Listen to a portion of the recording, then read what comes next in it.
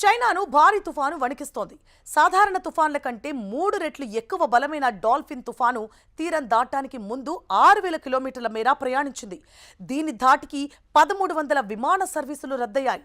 Dolphin Zhejiang Fujian మధ్య తీరాన్ని తాకే అవకాశం ఉందని అంచనా వేస్తున్నారు. చైనా అధికారులు ఇప్పటి వరకు 10 లక్షలకు పైగా ప్రజలను అత్యవసర పునరావాస కేంద్రాలకు తరలించారు. కాగా పసిఫిక్ మహాసముద్రం మీదుగా చైనాలో ఏర్పడిన డాల్ఫిన్ తుఫాను ప్రభావం భారత్ మీద కూడా పడింది. కేరళలో వర్షాలు మరింతగా కురుస్తాయని వాతావరణ కేంద్రం తెలిపింది.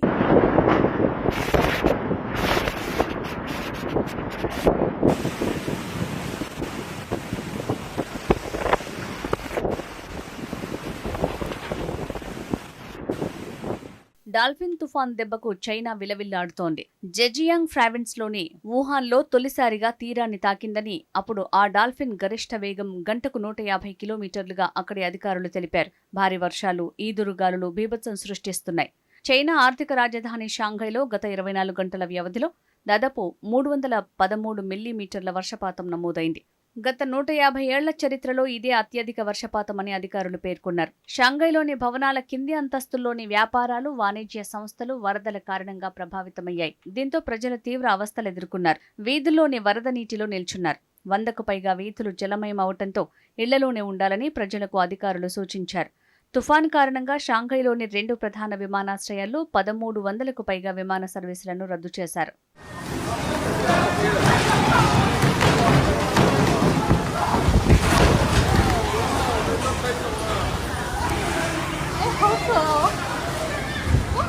డాల్ఫిన్ తుఫాన్ ప్రభావంతో అనేక ప్రాంతాల్లో రోడ్డు, రైలు మార్గాల్లో రాకపోకలు నిలిచిపోయాయి. భారీ వర్షాల కారణంగా కొండచర్యలు విరిగిపడటం, వరదలు పోటెత్తే ప్రమాదం ఉండటంతో తీర ప్రాంత నగరాల్లోని దాదాపు 10 లక్షల మందికి పైగా ప్రజలను సురక్షిత ప్రాంతాలకు తరలించారు. జౌలోని అధికారులు సుమారు 9 లక్షల మంది నివాసితులను సురక్షిత ప్రాంతాలకు తరలించి దాదాపు 1,000 అత్యవసర ఆశ్రయాలను ఏర్పాటు చేశారు. తైజౌ నగరంలో 3,90,000 మంది ప్రజలను వారి ఇళ్ల నుంచి ఖాళీ చేయించారు.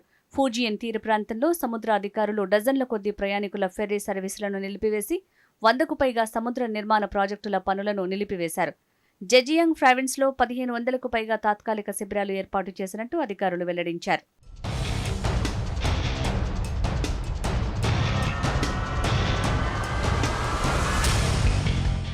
చైనాలో ఈ ఏడాది అనేక తుఫాన్లు బీభత్సం సృష్టించాయి. 13వ తుఫానైన డాల్ఫిన్ను ఎదుర్కొనేందుకు అధికారులు ముందుగానే అన్ని ఏర్పాట్లు చేసుకున్నారు. జెజియాంగ్, ఫూజియాన్ మధ్య తీరాన్ని తాకే అవకాశం ఉందని ముందే అంచనా వేశారు. డాల్ఫిన్ తుఫాన్ను మెరుగ్గా ఎదుర్కోవటానికి డిజిటల్ ట్విన్ ప్లాట్ఫామ్ని ఉపయోగిస్తోంది చైనా. ఖాళీ చేయించాల్సిన ప్రాంతాల్ని గుర్తించి సురక్షిత ప్రాంతాలకు తరలించారు. తుఫాన్ ప్రభావం కారణంగా రానున్న కొద్ది రోజుల్లో కొన్ని ప్రాంతాల్లో 200 నుంచి 400 మిల్లీమీటర్ల వర్షపాతం నమోదయ్యే అవకాశం ఉందని వాతావరణ నిపుణులు అంచనా వేశారు. షాంఘైలోని హాంగ్కియావో, పుడాంగ్ విమానాశ్రయాలు కూడా ఆదివారం రావాల్సిన విమానాల్లో సుమారు 60% రద్దు చేశారు. కాగా డాల్ఫిన్ తుఫాన్ గురించి తప్పుడు సమాచారం ప్రసారం చేస్తున్న వారిని గుర్తించి కఠిన చర్యలు తీసుకుంటున్నారు.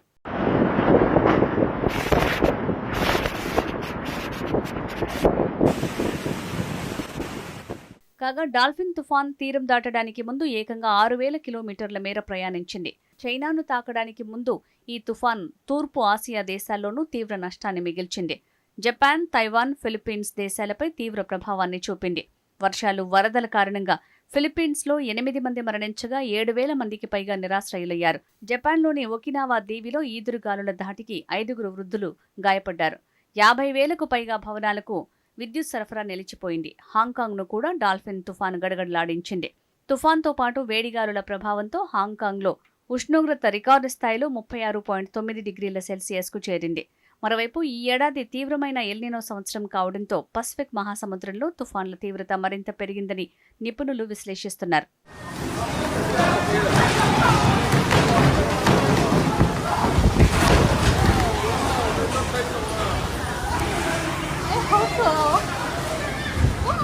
డాల్ఫిన్ తుఫాన్ ప్రభావం తైవాన్, భారత్లపైన పడే అవకాశం ఉన్నట్టు అంతర్జాతీయ మీడియా కథనాలు పేర్కొంటున్నాయి.